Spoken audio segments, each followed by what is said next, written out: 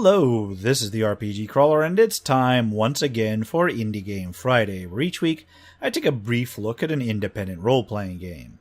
This week I'm taking a look at a recent release, Atom RPG. Developed and published by Atom Team, it was released on Steam on December 19th, 2018. Atom RPG is a post-apocalyptic, turn-based game in the vein of Fallout and Wasteland, except set in the former Soviet Union. It allows for gathering companions into a party, has a crafting system and a turn-based combat system. It does have a certain degree of humor involved in the writing and scenarios, reminiscent of the Fallout series, and in some cases outright referencing it. In terms of plot, Atom RPG starts with the premise of a nuclear war happening in 1986. In 2005, 19 years later, the Atom Group in the former Soviet Union is venturing out into the wasteland ruins, seeking the remnants of old-world technology. You play a cadet in their service, sent out to follow up after a group that already went out to investigate a bunker and disappeared. Along the route, you get ambushed and robbed, leaving you to try to scrabble for survival in the wasteland, and yet still find a way to accomplish your mission. When you start the game, you create a main character to journey through the wasteland. The character has 7 characteristics like all characters in the game: strength, endurance, dexterity, intellect, attention, personality, and luck, each of which modifies certain roles within the game as expected. Strength affects melee damage, endurance affects health and resistances, dexterity affects melee attacks, intellect affects things like repair and technology, attention is similar to perception in other games in that it affects ranged accuracy, personality affects interpersonal interactions, while luck plays a more general role. There's also a list of skills which can represent how well characters may use certain classes of weapons, but also how they perform certain tasks. Aside from these, characters also have health, which functions as their hit points, dodge, which gives a basic chance to avoid damage, action points, which determine how many actions they can take each turn, a carry weight that affects how much gear and inventory they can carry, melee damage, skill points per level, radiation resistance and toxin resistance that slow accrual of radiation and toxins respectively, sequence, which determines how fast they move, regeneration, which determines their recovery rate, as well as a chance to critical hit. Characters also can have a number of distinctions, which function like perks do in other games, giving a minor bonus and a minor penalty to represent a character's background. Characters may have up to 4 pieces of armor equipped at any one time on various parts of the body, as well as 2 weapons or other items set into slots 1 and 2. Advancement is level-based, with characters accruing experience during combat and other events, and once they reach a certain amount of experience, they gain a level, which gives them additional skills to distribute, as well as other characteristics and distinctions on occasion. During exploration and combat, there are 3 additional things to watch besides hit points. Each character has an amount of radiation and toxicity level that can increase as they are exposed to radiation and toxins of various sorts, as well as a hunger level, which increases as they grow more hungry. Allowing any of these to reach very high levels may have serious consequences. There are 3 main modes of the game. One is a general exploration within a particular sub-map. During this, you may wander around, uncover secrets, speak with NPCs, gather up materials, and occasionally run across enemies. This is where the majority of the game's interactivity is, allowing you to gain and complete quests and advance the storyline. The second major mode of the game is combat. In Atom RPG, combat is turn-based and very reminiscent of the first 2 Fallout games, to the point of being a very near copy. During a character's turn, a character may switch primary weapons, or may even switch which mode a particular weapon uses. For instance, most firearms may be used in either standard mode or with an aimed shot, some of which may be used with automatic fire, and so on. Each attack type or other action taken takes a number of action points, as does movement. Once a character has no more actions to take, they can either end their turn or have it automatically ended if they have exhausted their action points, and then play proceeds to the next character in the sequence. As each enemy is defeated, experience is allocated towards the victor. The final major mode of gameplay is overland exploration. This resembles the overworld map from the first few Fallout games in that it presents a number of locations outlined in green on the map, along with the majority of the map covered with fog of war at first. Moving across the overland map takes a longer time and may be interrupted by random encounters. Entering a location's entrance circle may allow you to enter it, which kicks you down into a general exploration-style map. There are a few subsystems within the game as well. Haggling allows you to trade items with an interested NPC for items of equal or lesser value.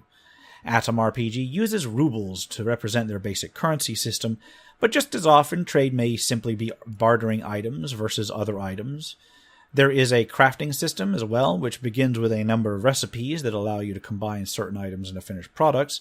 There is an experimentation mode as well that allows you to try to craft objects freely from things you happen to have in your inventory.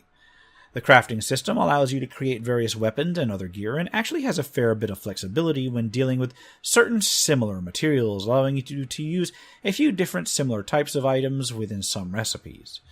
To say Atom RPG's gameplay is inspired by the first two Fallout games is a grievous understatement. It may as well be a carbon copy in most instances, but that's not necessarily a bad thing because those two games are good. I will admit that the turn-based system isn't for everyone, and the general pacing of exploration may be a bit slow for some. Some might even call both combat and exploration clunky by that measure, but if you're used to older school games, then you can probably bear with it quite well. Graphically, Atom RPG is presented in an overhead 3D style with an interface overlaid on top. While it has a general feel of a Unity game, the artwork, from modeling to the portraits to the interface design itself, does have a consistent feel, even if that feel is a bit consistently clunky.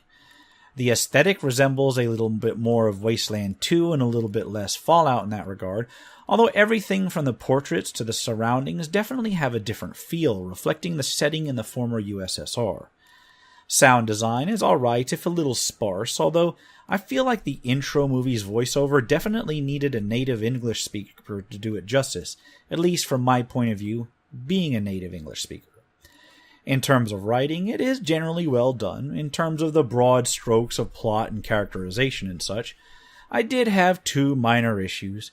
First is that the technical structure of the writing, it's variable. Wording and phrases seem a bit awkward at times and hard to follow from time to time, which I suspect is more of a function of where the dev team is from, other than anything serious.